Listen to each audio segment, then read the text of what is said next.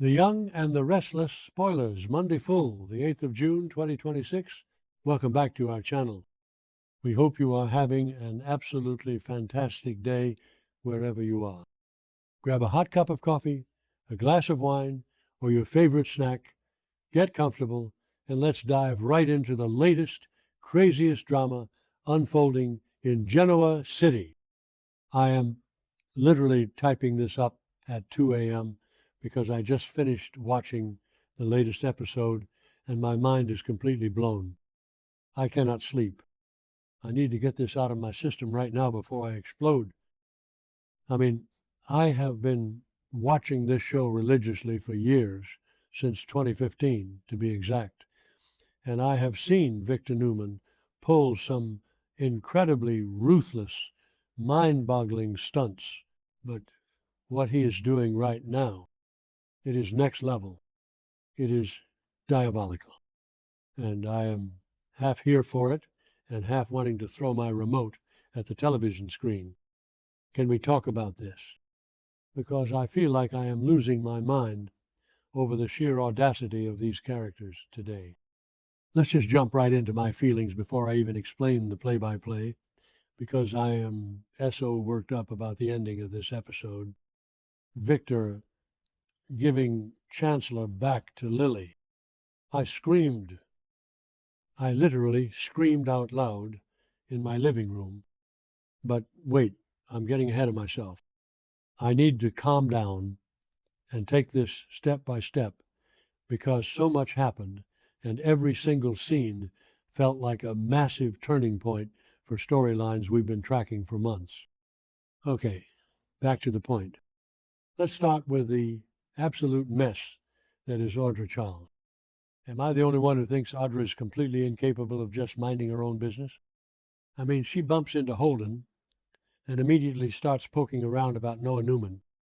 Apparently, Noah has recreated the Shadow Room and it is opening tonight. He even posted it on social media, and Audra says it looks exactly like the original. And of course, because Audra is Audra, she immediately suggests to Holden that they should go check it out. Like, girl, really?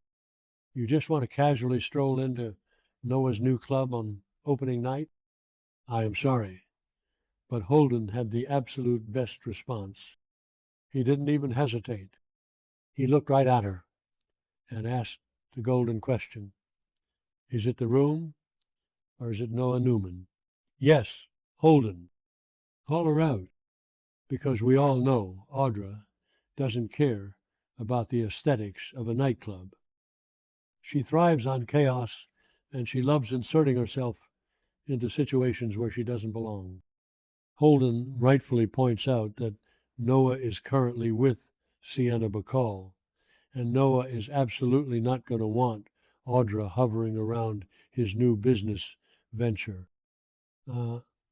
I know some people are loving Audra's messy energy, but personally I think she is playing with fire. Sienna is not someone you want to mess with, especially since we know she's been teaming up with Chelsea lately across enemy lines.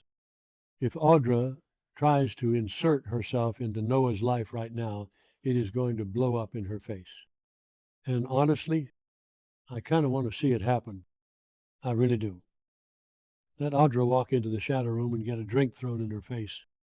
It would be peak soap opera television. Now let's pivot to someone who is actually breaking my heart right now. Phyllis Summers. I cannot believe they did that to her.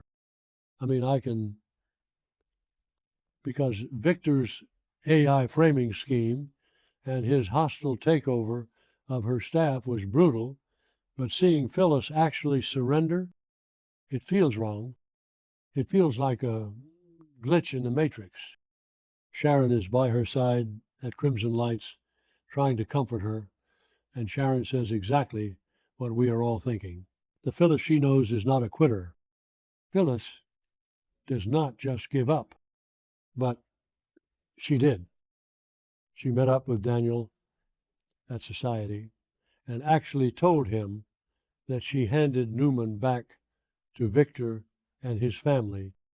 And Daniel, oh my God, Daniel just smiled and said he was relieved she finally did the right thing. I get it. I really do. Daniel has been standing by Lauren, watching his mother's empire crumble, and he just wants the madness to stop.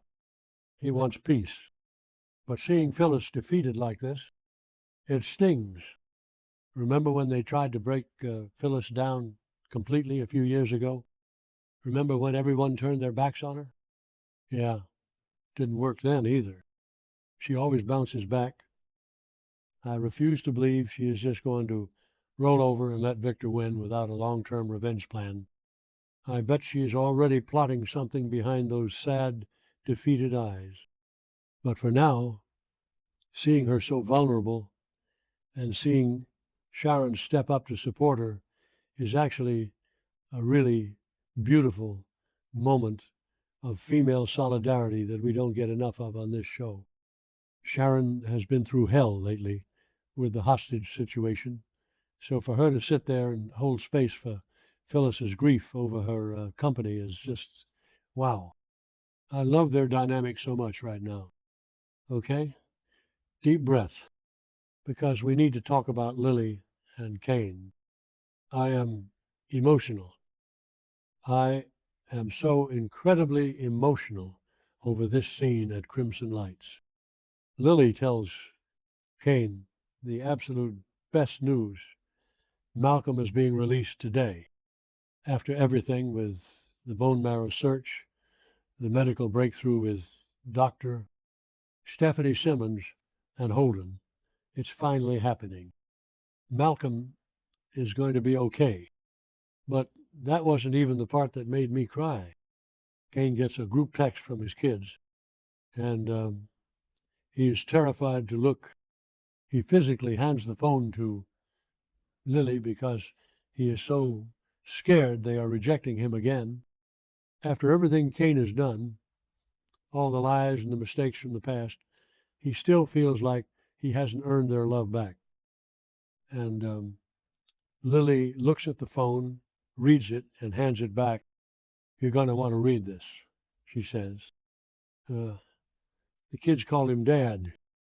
They are so proud of him for what he did for Malcolm. And they finally called him Dad again. The dad they knew and loved for years. That's the man they lost, Lily tells him. And that's the man I see sitting across from me right now. I am sobbing. I am literally sobbing typing this. This is the Kane and Lily we fell in love with years ago. This is the magic that made them a super couple.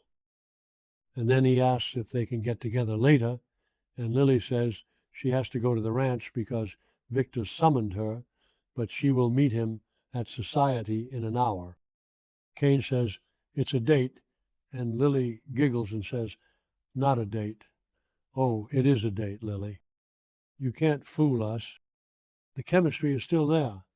It is crackling, and I am so here for a Lane reunion. I dread the inevitable drama that will try to tear them apart again, but right now, I am soaking up every single second of this joy. It feels so earned after all the misery they've been through. But of course, joy in Genoa City only lasts for about 5 seconds because we have to talk about the absolute nightmare happening at the Newman Ranch. I am shaking with rage over this. Victor is standing there talking to Matt Clark.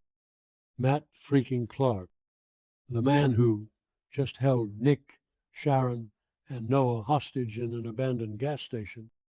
The man who drugged Nick and tortured him.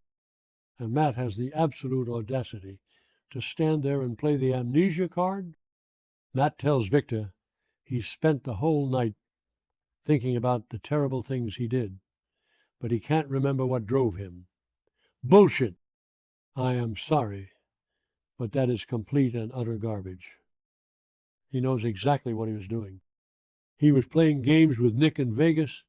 He was tormenting Sharon and Noah, and now he wants to act like he just had a little memory lapse. And then he begs Victor for a chance to redeem himself.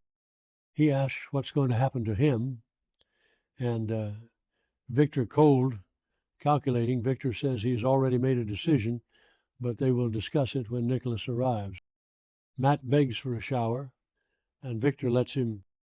Matt thanks him and calls him kind. Kind. Victor Newman is not kind. He is playing a sick, twisted game. When Nick finally arrives, he asks the obvious question, what are they doing with Matt Clark? And Victor drops the bomb. The best thing for all of us is to keep him close. I lost my mind. I stood up and paced around my living room. You are going to keep the man who drugged and tortured your son close? Victor claims Matt could be useful to them, and he plans to put him to a serious test to see if he's being honest. But Nick's face, you guys, Nick looked like he was going to be sick. I can't even begin to imagine the psychological toll this is taking on Nick. He is already spiraling. He's dealing with addiction. Adam had to force him to look in the mirror during that hostage crisis. And now his own father is basically giving his tormentor a guest room at the ranch. Victor is sick for this. He is prioritizing his weird power games and potential leverage over his own son's mental health and safety. I know some people think Victor's just playing 4D chess and will ultimately destroy Matt. But personally, I think this is a massive betrayal of Nick. How is Nick supposed to recover when the man who pushed him to rock bottom is living under his father's roof? It is disgusting. And just when I thought my blood pressure couldn't get any higher, Lily arrives at the ranch. Victor turns to her and casually announces that Newman Enterprises has been returned to him. So he is honoring their deal. I am turning Chancellor over to you. Boom. Just like that. Lily thanks him and leaves, probably floating on air, to go meet Kane for their not a date. She gets her family legacy back, and she is thrilled. But Nick realizes exactly what this means in a split second, because who has been running Chancellor? Nikki, his mother. Nick looks at Victor, completely horrified, and says, Dad, this is going to kill Mom. And he is right. Let's break this down, because this is the juiciest part of the entire episode. Victor just stripped Nikki of her CEO position at Chancellor without even warning her. He used Chancellor as a pawn to get Newman back from Phyllis, and now he is just tossing Nikki aside to fulfill his deal with Lily. Nikki has been struggling. She has been secretly plotting with Jack Abbott to launch a new attack on Victor, and this is going to be the catalyst that blows the entire Newman family to smithereens. When Nikki finds out that Victor gave her company away, she is going to hit the roof. And you know what? She should. Victor constantly treats his family members like pieces on a chessboard. He doesn't care about their feelings, their pride, or their hard work. He only cares about the Newman legacy and his own ego.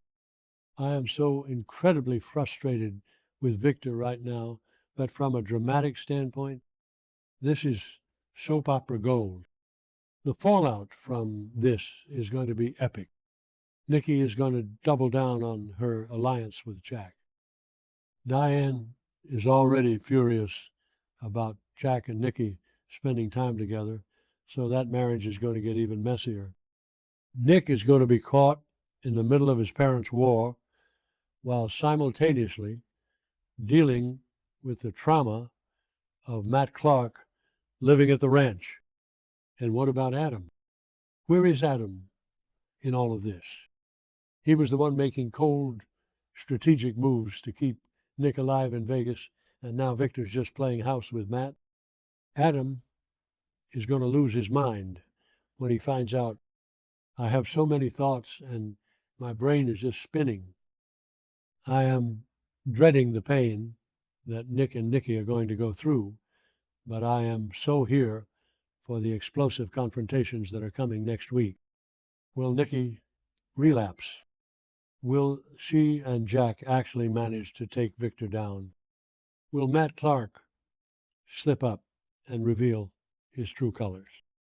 Will Phyllis secretly rebuild her empire from the ashes?